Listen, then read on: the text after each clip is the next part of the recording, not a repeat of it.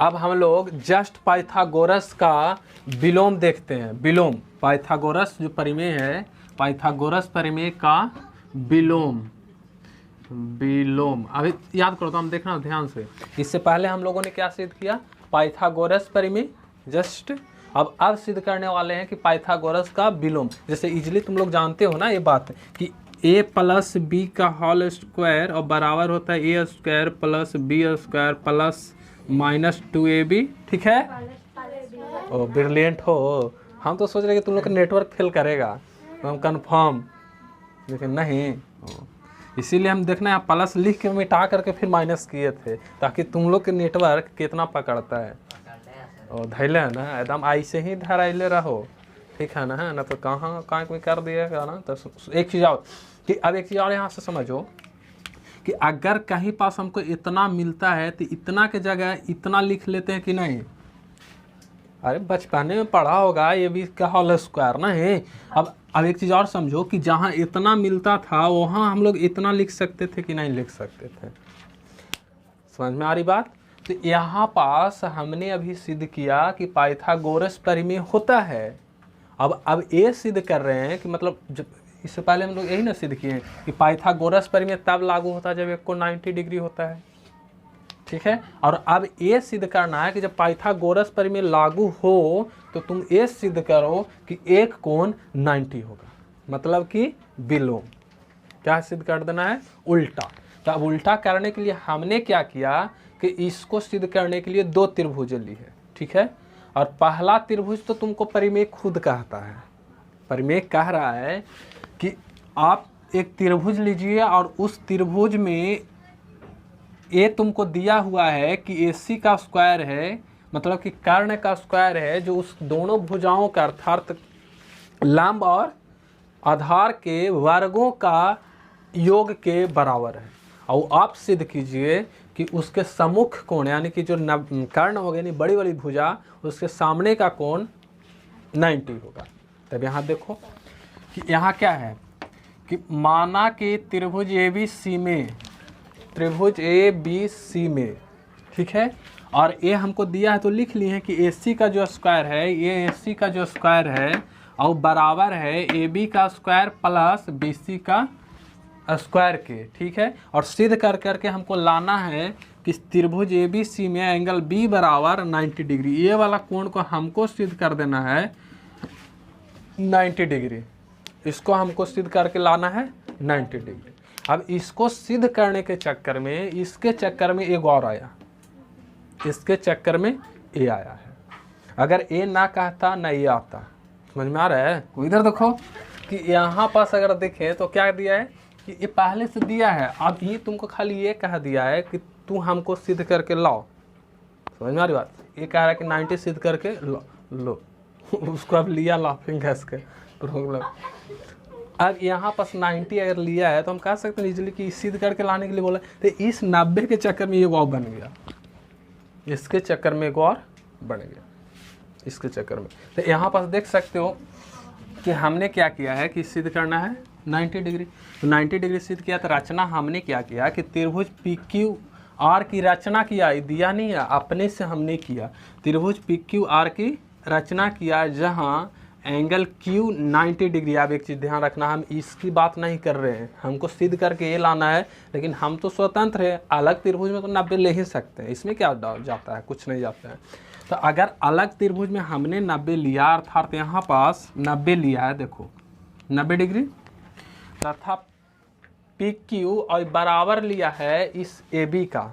चल जहाँ चलवे वहाँ चलबो नहीं, खाली ये 90 मान लिए है, लेकिन याद करो कि AB जो है ये जितना बड़ा है उतना ही बड़ा इस त्रिभुज हम PQ के लिए हैं।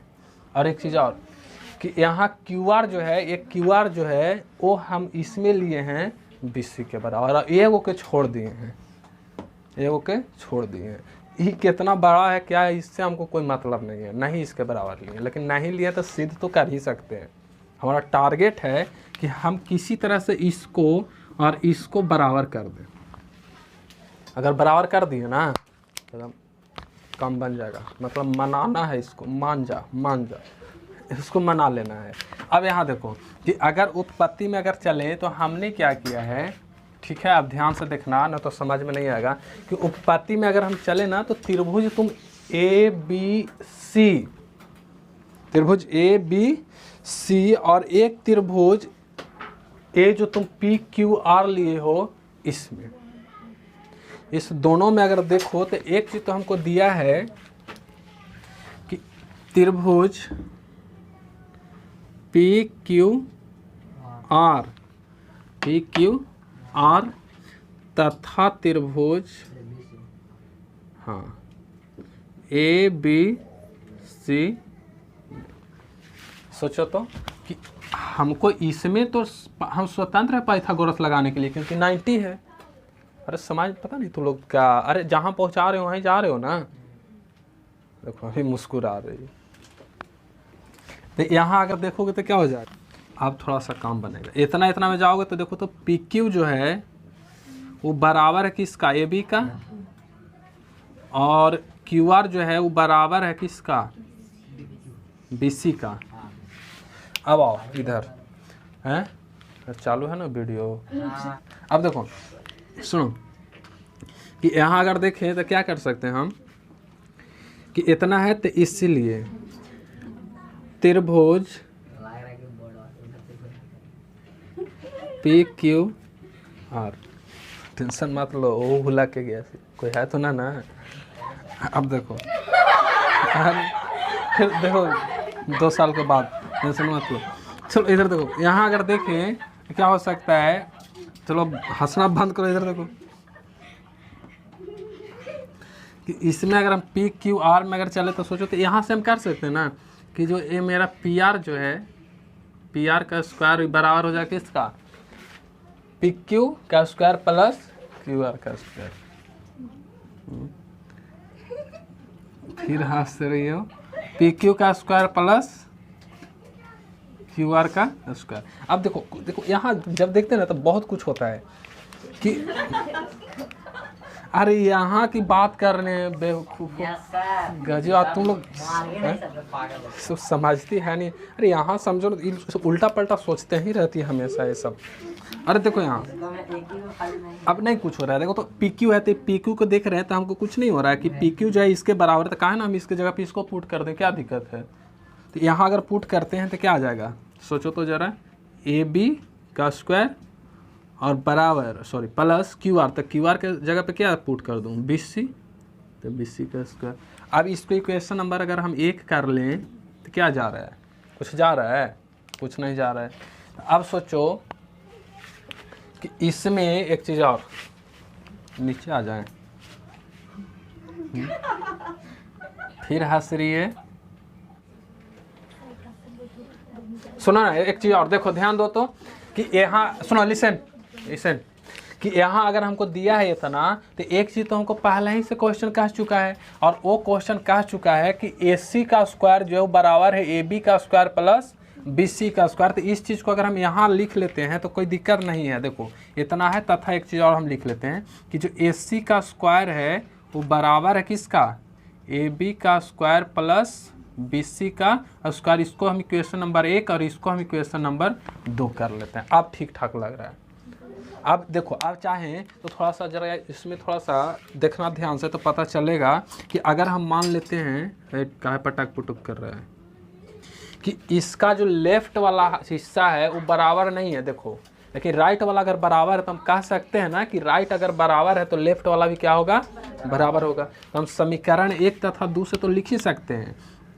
इसलिए समीकरण 1 तथा समीकरण 2 से क्या हो जाएगा, ए सी स्क्वायर बराबर हो जाएगा पी आर का स्क्वायर, मतलब ए सी का स्क्वायर बराबर हो जाएगा पी आर का स्क्वायर। अब देखो एकदम सही है, स्क्वायर से स्क्वायर चल जाएगा तो ए सी बराबर पी आर बचेगा।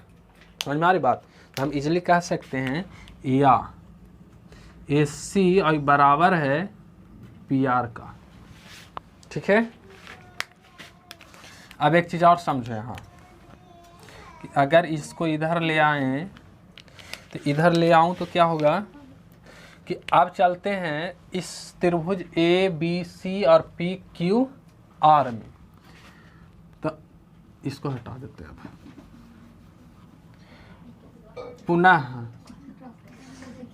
त्रिभुज ए बी सी तथा त्रिभुज पी क्यू आर में।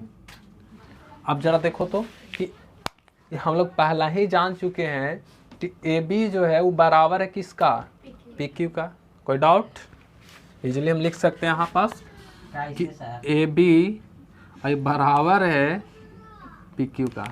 नहीं तो ए बी जो है इसके बराबर है, पहले ही मान चुके हैं, देख रहे हो यहाँ रचना से नहीं है। तो यहाँ पास हम क्या कर देंगे, रचना से ठीक। और एक चीज़ और समझो कि ए भी तो हमको दिया है कि बी सी जो है वो बराबर है इस क्यू आर का, कहाँ से, रचना से। तो यहाँ हम चाहे तो ये भी लिख सकते हैं कि जो बी सी है वो बराबर है क्यू आर का। ये भी कहाँ से आया है, रचना से, ठीक है। और एक चीज़ अभी हमने सिद्ध किया, जो यहाँ देख सकते हो कि ए सी बराबर है पी आर का।